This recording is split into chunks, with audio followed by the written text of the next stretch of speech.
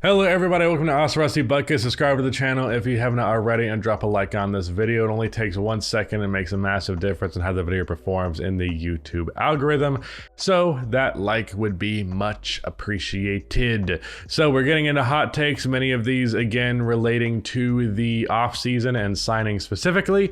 So let's get into it. Building around LaMelo is a mistake and his ego will lead to him being a highlight reel with a losing record. I disagree because, visually, just actually watching and from most advanced stats, it suggests that LaMelo is a positive basketball player for the Hornets. In fact, quite substantially the case. Now, you could argue that is just because Charlotte is filled with a bunch of talentless nobodies, which to some degree maybe, but offensively speaking, they're just leagues better when he is in the game versus when they are not. He is genuinely a very, very good creator, and himself not as much. His efficiency can be gross, and he's very weird as a three-point shooter because he shoots like 37% on like high 7-8 attempts volume, but will then also airball like 2 of those threes every night. And it's like, I know you're gonna miss them, but it seems like when you miss them super, super bad.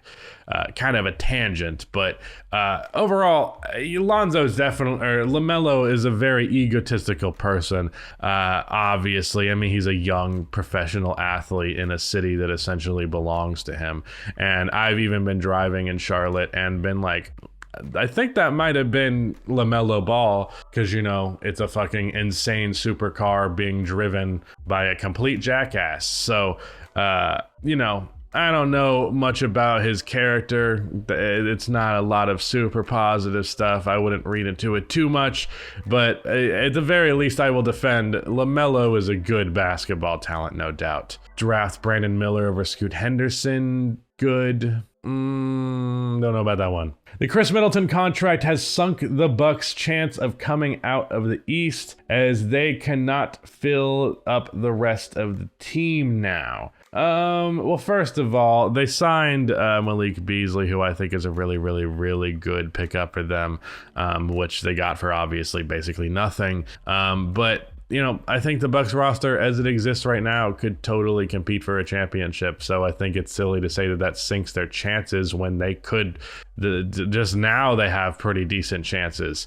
Also, Chris Middleton, when he's healthy, is worth that money. And I think he's shown that he just needs the consistency and the reps to actually get healthy. Whenever he gets the consistency and the reps, he plays like old Chris Middleton. And old Chris Middleton is worth the crazy amount of money that he got because he's a super good shot creator and a really good three-point shooter, and Lord knows Milwaukee needs it. The Nikola Vucevic deal is going to end up looking like one of the worst decisions in this free agency looking back, and this is from a Magic fan. Doesn't fit the direction the Bulls should be heading in with the loss of Lonzo, aging of DeMar, and regression/trade situation with Levine. Well, I mean, I think what they're doing is poking their head in the sand and pretending like all of that's not happening. Oh, Lonzo will be back next year, so it's fine. Zach LaVine trade stuff, I don't know how much merit there is to that. And like DeMar, sure, is getting older, but he was just as good last year as I think he was the year before, if not like still relatively close. And I think Vucevic's deal is a fair deal and a super tradable one. So ultimately, I'm not too mad at it, but I do definitely agree and will happily express disappointment in the direction this franchise is choosing to go. The narrative that Tyler Herro isn't worth anything in a Dame trade is ridiculous. He's 23 years old, a 20-point-per-game guy with a sixth-man trophy who's putting up similar numbers to Harden. Miami probably has the best package for Dame with Herro, cap filler, Lowry, and picks. Well, you see, the thing here, Max, is first of all, James Harden also averages 10 assists a game, not just 20 points. So it's not the same averages as James Harden. It's not the same ballpark. It's not the same stratosphere. But more importantly, it's about fit. The reason why Portland does not want Tyler Herro is they have Scoot Henderson, who is a guard, and they have Anthony Simons, who is a guard. Anthony Simons, in my humble opinion, better than Tyler Herro. I feel that pretty confidently, in fact. And obviously, they want Scoot Henderson to be playing guard going into the future, and they're not going to have Tyler Herro hinder that. So you have two guards that you're kind of invested in for your future. So I understand why Portland would be like, I don't fucking want Tyler Herro. I don't want just a little bit worse Anthony Simons when I already have Anthony Simons. It's not necessary. So for that reason, yeah, it makes sense that Tyler Herro is not that valued by Portland. And frankly, I think it makes sense that he's not that valued to begin with because, yeah, he can score 20 points per game, but what else can he do? Like, for real. What else is he doing besides putting the ball in the basket? Like, I guess he's an okay playmaker. He's a real negative defensive player, not a rebounder. Inconsistent as all hell with the scoring that he does provide, so it's not even as though that's something you can rely on him to do consistently. I'm not a big fan of Tyler, and I understand why Portland isn't. It's not a narrative that's silly. It's a truth that's true. Kyrie Irving got way too much for way too long, and this will end Luka's time in Dallas. I actually got like 3 other comments that were essentially the same sentiment, that the Kyrie contract specifically would be the killer that kicked Luka out of Dallas. And I just don't understand why that sentiment exists. Now, don't get me wrong. The capacity Kyrie Irving has to just do